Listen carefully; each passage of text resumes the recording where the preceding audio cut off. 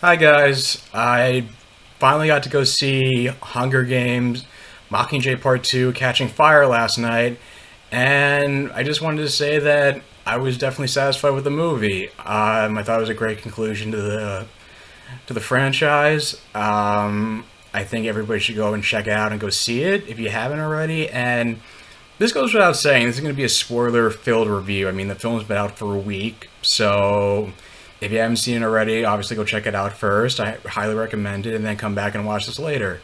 Um, Basically, I went in with some trepidation just because people were saying that they didn't like the ending to the book, and they weren't satisfied with it.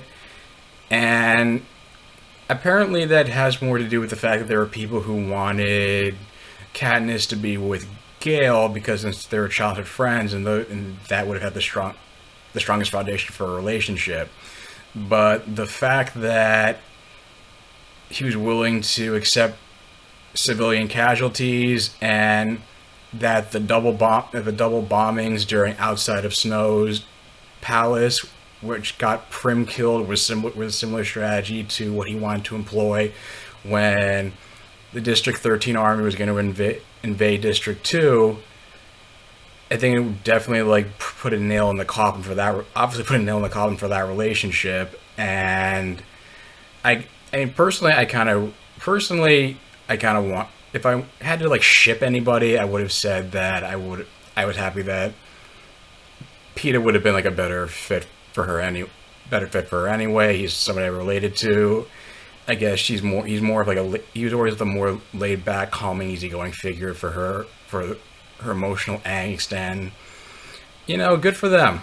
Um, Speaking of PETA, I was glad that as far as the whole brainwashing thing was concerned, that the tracker Jacker Venom didn't make him completely, it wasn't the typical brainwashed and crazy way, he doesn't know what's going on. It just basically was just used to condition him and tamper with his memories, and it was about him trying to figure out what's real and what's not, and putting his trust in Katniss, and slowly going back to his old self. So it was nice the movie subverted that trope as well.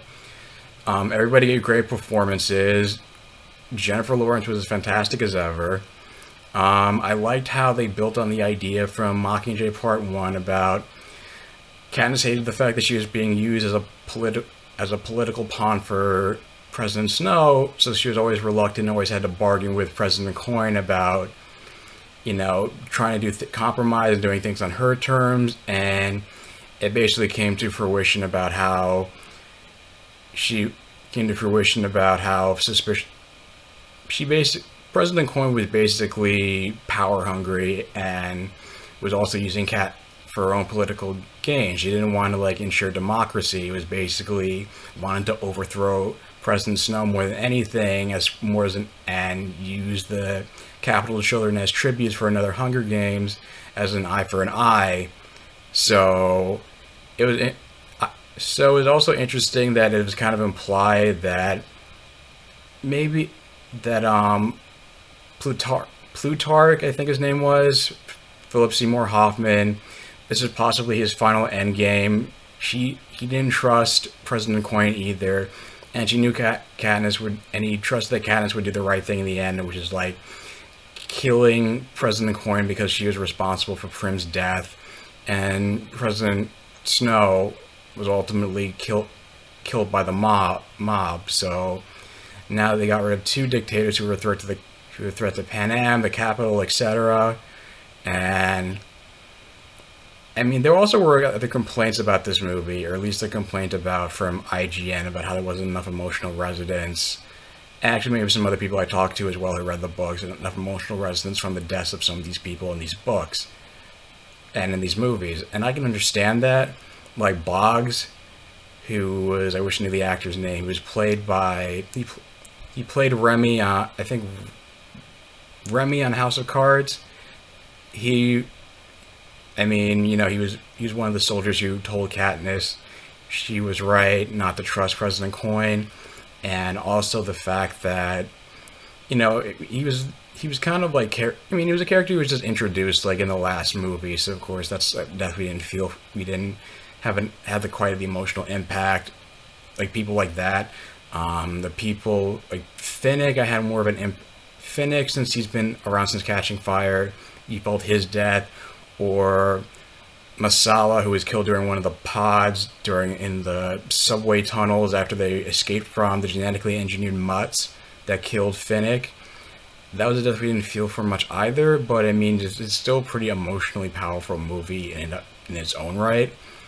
And I guess and like I said, Jennifer Lawrence, like I said, performances were great. Jennifer Lawrence was like the heart of this movie. She really carried her performance, and powerful performance. So you're with her, so you feel like emotionally invested in this movie because of it.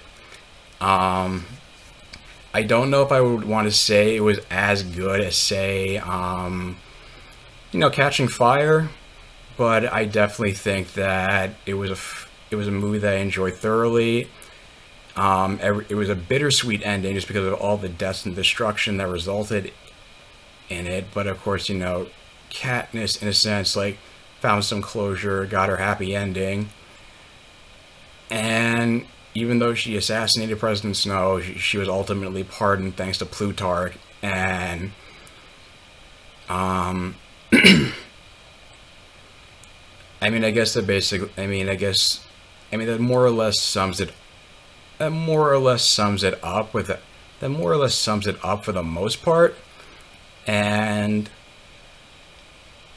I mean, if there's anything that I missed, just let me know in the comments down below. If you like my review, feel free to like and share it. I'm hoping to maybe do thoughts on Arrow and the Flash so far this season, at least before the crossover coming up.